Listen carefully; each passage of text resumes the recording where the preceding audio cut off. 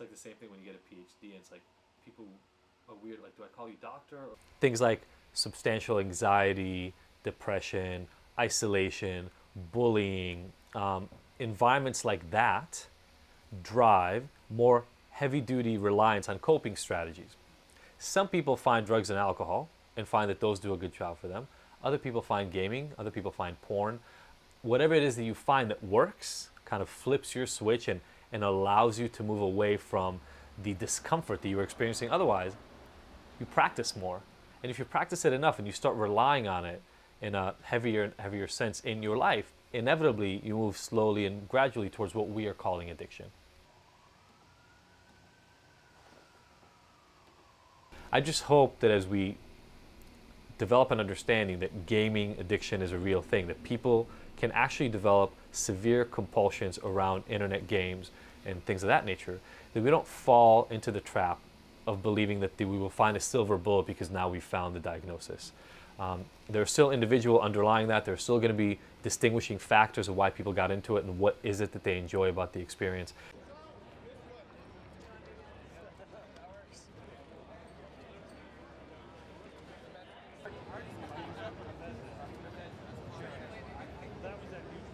There was a time when I was in middle school and my entire summer went to playing of World of Warcraft, and I didn't do anything else. I spent 15 hours a day playing. So that was an addiction.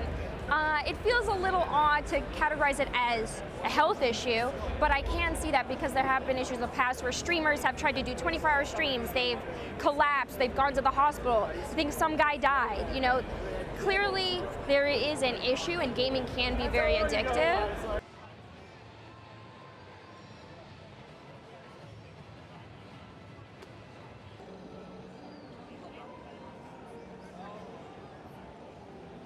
My parents always had pretty strict rules about when I'm allowed to play. I have to do all my homework first. On the weekends, I can't wake up early and play video games.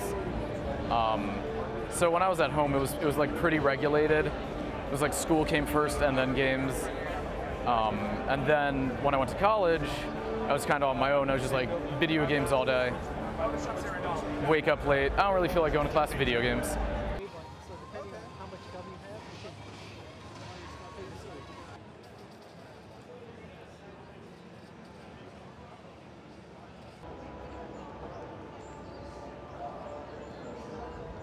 In the world of technology, if you apply the simple criteria of addiction, withdrawal symptoms, tolerance, negative consequences over time, some of the real standards, they apply to kids, teens, adults who are compulsively or involved in overuse of technology.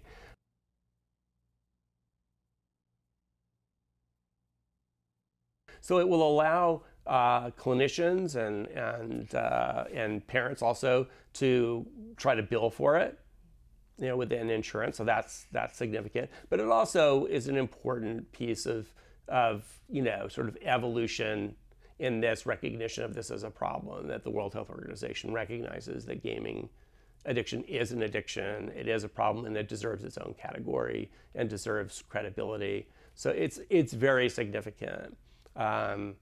You know, the issue will continue to be just pushback around is it an addiction, is it not an addiction, and also, you know, a lot of pushback from culture in general.